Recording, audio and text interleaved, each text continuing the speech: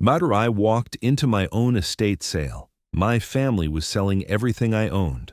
I came home on a Thursday afternoon in October to find strangers walking out of my house carrying my furniture. A woman I had never seen before was loading my grandfather's oak writing desk into the back of a minivan. A younger man held the brass lamp from my study, the one my late wife had given me on our 20th anniversary. He was wrapping it carefully in newspaper, treating it with more respect than I had seen from anyone in that house in months. I stood at the end of the driveway with my overnight bag in one hand and discharge papers from the hospital folded in my coat pocket. The minivan pulled away.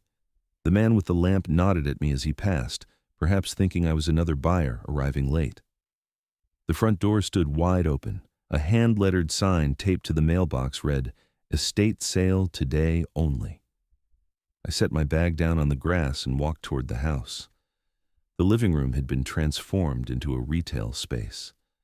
My leather armchair sat tagged with a strip of masking tape marked $15.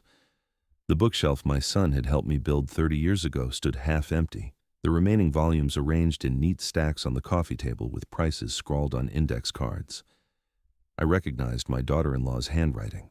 The Persian rug my wife and I had bought on our trip to Istanbul was rolled against the wall with a sold sticker on the edge.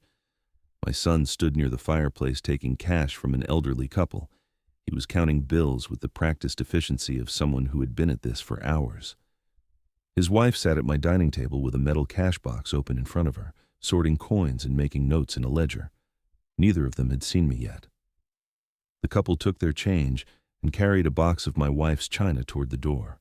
I stepped aside to let them pass. My son looked up. His face went through several expressions in quick succession.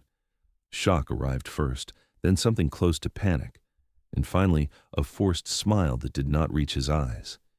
He said my name once, barely more than a whisper. His wife turned. The color drained from her face.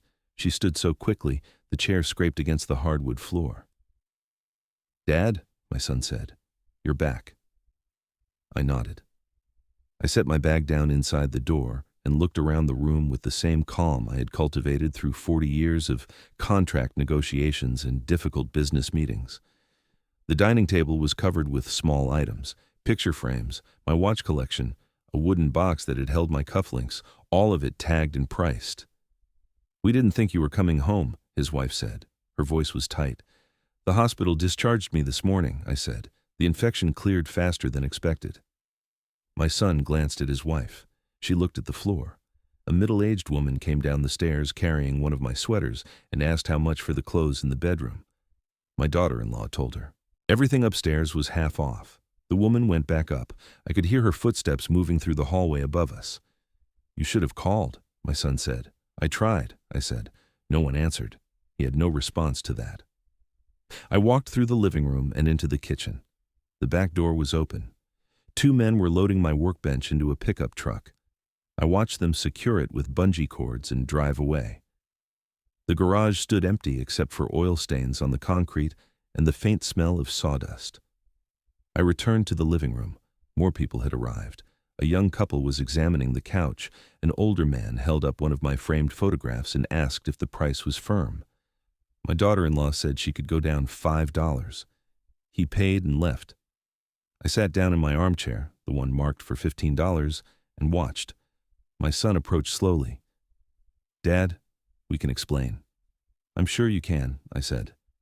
"The doctor said you might not make it," he said. "He told us to prepare." "He told you I was very ill," I said. "Not that I was dead." You thought you'd get a head start." He opened his mouth and closed it again. His wife stood behind him with her arms crossed. Her expression had shifted from panic to something harder. She looked at me the way someone might look at an inconvenient obstacle. "We have expenses," she said. "The house needs work. We've been taking care of everything while you were gone." "Taking care of everything," I repeated. "You don't know how hard it's been," she said. "Keeping this place running, paying the bills." I said nothing. A man came to the door asking about tools. My son told him to check the garage. The man left and returned a few minutes later saying the garage was empty. My daughter-in-law made a note in her ledger. I stayed in the chair for the next 2 hours. I watched strangers walk through my home and carry away pieces of my life. I watched my son make change and answer questions about items he had not touched in years. I watched his wife tally numbers and smile at customers with a warmth she had never shown me. When someone asked about the history of a particular item, my son invented stories. He said the desk had belonged to a sea captain. He said the lamp was an antique from France. He did not mention my grandfather or my wife. By 5 o'clock, most of the furniture was gone. The house felt hollow. My son closed the cash box, and his wife began counting the money.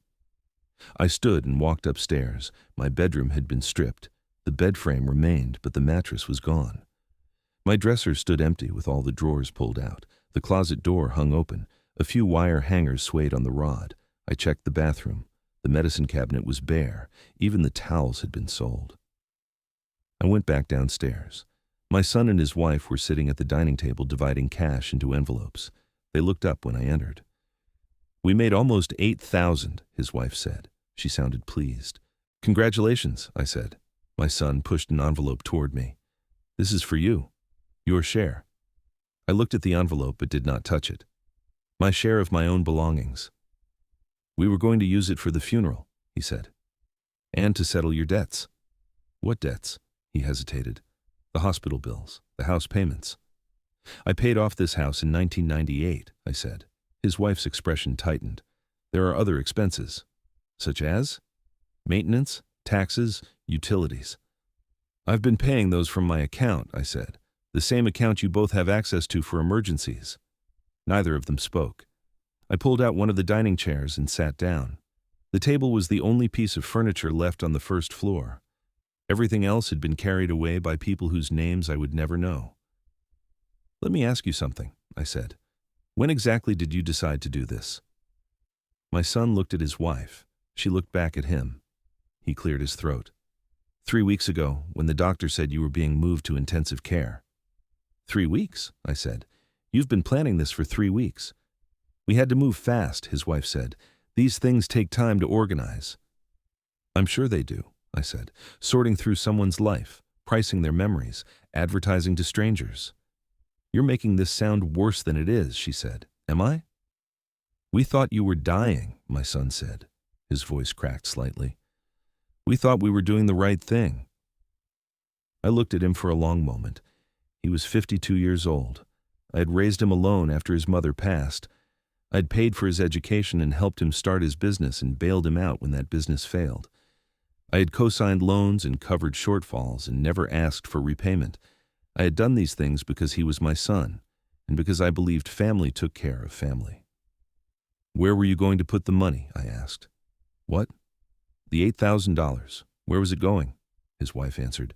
"We have debts of our own, credit cards, medical bills from when I had surgery last year." "You never mentioned that," I said. "We didn't want to burden you," she said, "but you were comfortable selling my house out from under me." "It's not like that," my son said. "Then tell me what it's like." He stood up. "We thought you were going to die, Dad. We thought we were going to lose you. And yes, we panicked. We thought about the money and the house and what was going to happen to us. Is that so terrible?" "That depends," I said. "On what?" "On whether you were planning to tell me," I said. "If I had died, were you going to mention that you sold everything before the funeral? Or were you going to let me go thinking you'd take care of things properly?" Neither of them answered. The silence stretched out. Somewhere in the neighborhood, a dog barked. A car drove past with music thumping from the speakers.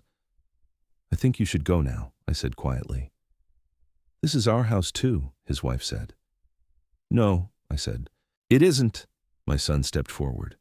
"What are you talking about?" I reached into my coat pocket and pulled out a folded document. I'd been carrying it since my lawyer visited me in the hospital 2 weeks ago. I unfolded it and laid it flat on the table. "This is the deed," I said. "My name is the only one on it. It has always been the only name on it." His wife leaned over to look. Her face flushed. "You told us this house would be ours." "I said I would leave it to you in my will," I said. "I never said I was putting your names on the deed." "That's the same thing," she said. "It's not," I said, "and you're about to understand the difference." My son sat down heavily. "Dad, please." "You sold my belongings," I said. "You invited strangers into my home and let them walk away with 40 years of my life. You did this while I was lying in a hospital bed, wondering if I would ever see this place again. You didn't call. You didn't visit after the first week. You waited until you thought I was too sick to stop you, and then you held an estate sale. We made a mistake, he said. Yes, I said. You did. I folded the deed and put it back in my pocket. I stood and walked to the front door. I picked up my overnight bag. I want you both out of this house by tomorrow morning, I said. I'll be staying at a hotel tonight. When I come back, I expect you to be gone. Leave your keys on the kitchen counter. His wife stood up quickly. You can't do this. I can, I said. This is my house. You're here because I allowed it. That permission is revoked. We have nowhere to go, she said. You have $8,000, I said. I'm sure you'll manage. I walked out before either of them could respond. I heard my son calling after me, but I did not turn around. I put my bag in the trunk of my car and drove to a hotel near the interstate. I checked in and sat on the edge of the bed for a long time, looking at the generic landscape painting on the wall and listening to the hum of the heating unit. I did not sleep that night. I lay in the dark, thinking about the look on my son's face when he saw me standing in the doorway. I thought about the care the strangers had taken with my belongings and the carelessness my own family had shown. I thought about my wife and what she would have said if she had lived to see this. She had always been more forgiving than I was. She had always believed people deserved second chances. But she was not here. And I was. The next morning, I returned to the house. My son's truck was gone. The driveway was empty except for a few oil stains and a scattering of dead leaves. I unlocked the front door and stepped inside. The house was silent. The living room echoed. I walked through each room slowly, cataloging what remained. The dining table. My armchair, still marked with the $15 tag. A few dishes in the kitchen cabinets. The bed frame upstairs, not much else. 2 keys sat on the kitchen counter. I picked them up and put them in my pocket. I opened the cabinets and found a box of tea that had been overlooked. I boiled water in the kettle, the one item they had not managed to sell, and made myself a cup. I stood at the sink drinking it and looking out at the backyard. The grass needed mowing. The fence needed paint. The garden my wife had planted decades ago had gone to weeds. I finished the tea and rinsed the cup. I set it in the empty dish rack and dried my hands on my shirt because all the towels were gone. Then I called my lawyer. He answered on the second ring. I told him I needed to make changes to my will. I told him I wanted to remove my son and daughter-in-law as beneficiaries. He asked if I was certain. I said I was. He said he would draft the documents and have them ready by the end of the week. I thanked him and hung up. I spent the rest of that day sitting in my armchair, looking at the empty spaces where my life used to be. I did not feel angry anymore. I felt something quieter, something like relief. For years I had carried the weight of my son's expectations and his wife's entitlement. I had let them lean on me because I thought that was what family did. I had absorbed their problems and their debts and their poor decisions because I believed it was my responsibility. But I was done. I was done being the solution to problems I did not create. I was done financing lives that did not include me except as a source of money. I was done pretending that blood relation was enough to justify betrayal. Over the next few days, I began the work of rebuilding. I called my insurance company and reported the theft. They sent an adjuster who photographed the empty rooms and took my statement. He said it was unusual but not impossible to file a claim. I gave him the names of everyone who had been in the house. I gave him a list of what had been taken. He said he would be in touch. I bought a new mattress and had it delivered. I bought sheets and towels and basic kitchen supplies. I ordered a desk online and assembled it myself in the study. It was not the same as my grandfather's desk. It would never carry the same history. But it was mine, and no one else had a claim to it. I changed the locks. My son called 3 days later. I let it go to voicemail. He called again the next day. I did not answer. On the third call, I picked up. "Dad," he said, "we need to talk." "I don't think we do," I said. "Please, just listen." I said nothing. "We're sorry," he said. "We made a terrible mistake. We weren't thinking clearly. We were scared and we panicked and we did something unforgivable. But we're family. We can work through this." "You sold my wife's china," I said. "You sold the desk her father built. You sold the books she used to read to you when you were a child. You sold all of it to strangers for cash. I know, he said. His voice was thick. I know, and I'm sorry. Do you even remember what you sold? I asked. Can you name 5 items? He was quiet for a long time. I don't know. There was so much. Exactly, I said. What do you want me to say? Nothing, I said. I don't want you to say anything. I want you to understand that this is over. You're cutting me off? I'm setting boundaries, I said. You're welcome to live your life however you choose, but you'll do it without my money and without my house and without the expectation that I'll be there to catch you when you fall. That's not fair, he said. Fair, I repeated. You want to talk about fair? He had no answer. Goodbye, I said. I hung up before he could respond. He called back immediately. I turned off my phone. In the weeks that followed, I heard from him twice more. Once through a letter that arrived in the mail, and once through a message he left with my lawyer. Both times, the message was the same. He was sorry. He wanted to make things right. He needed help. His wife was sick again. They were behind on rent. They had nowhere else to turn. I did not respond. I was not cruel enough to enjoy their struggles, but I was not weak enough to rescue them either. They had made their choices. Now they would live with the consequences. My lawyer finalized the new will. I signed it in his office on a gray afternoon in November. He asked me one more time if I was certain. I told him I had never been more certain of anything. He notarized the documents and filed them away. I left his office and drove to the cemetery. I had not been there since the estate sale. I parked and walked across the damp grass to my wife's headstone. I stood there for a while with my hands in my pockets, looking at her name and the dates that marked the borders of her life. I think you'd understand, I said quietly. I hope you would. The wind moved through the trees. Somewhere far off, a crow called. I stayed until the cold worked its way through my coat. Then I walked back to my car and drove home. The house was still mostly empty. I'd replaced the essentials, but I had not tried to recreate what was lost. I did not buy new picture frames or hunt for antiques to fill the spaces. I left the walls bare and the shelves empty. It felt appropriate. It felt like the truth. I was starting over, not because I wanted to, but because I had to. And there was a certain freedom in that. For the first time in decades, I did not owe anyone anything. I did not carry the weight of their expectations or their mistakes. I was simply myself, living in my house, accountable only to my own conscience.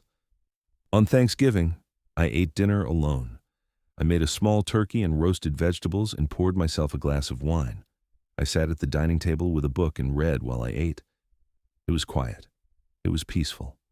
It was nothing like the loud, chaotic holidays I had hosted for years, the ones where my son arrived late and his wife complained about the food and I smiled and pretended not to notice. I did not miss it. In December, I received a call from the insurance adjuster. He said they were approving my claim. He said a check would arrive within the week. I thanked him and hung up. The check came on a Tuesday. It was not enough to replace everything, but it was something. I deposited it and used part of it to hire someone to fix the fence and mow the lawn. I used the rest to buy a new chair for the study, one that fit my back better than the old one ever had. Christmas came and went. I spent it the way I had spent Thanksgiving, quietly, alone, without apology. In January, my lawyer called to tell me that my son had tried to contest the will. He said it would not go anywhere. I asked him to handle it. He said he would. I hung up and sat in my new chair looking out the window. Snow was falling. The street was empty. The neighborhood was silent. I thought about my son and the choices he had made. I thought about the moment I walked into my house and saw strangers carrying away my life. I thought about the look on his face when I told him to leave. I did not regret it. There are people who will say I was too harsh, people who will insist that family should forgive anything, that blood is thicker than water, that parents owe their children endless chances. Those people have never stood in an empty house that was ransacked by the people who were supposed to love them. They have never had to choose between their own dignity and someone else's entitlement. I made my choice. I chose myself. I chose the quiet integrity of living within my own boundaries. I chose to stop funding the disappointments of people who saw me only as a resource to be drained, and I would make the same choice again. The snow continued to fall. I finished my tea and rinsed the cup. I turned off the lights and went upstairs to bed. The house creaked around me, settling into the cold. It was mine, all of it. The empty rooms and the bare walls and the echoing silence. It was enough. It was more than enough.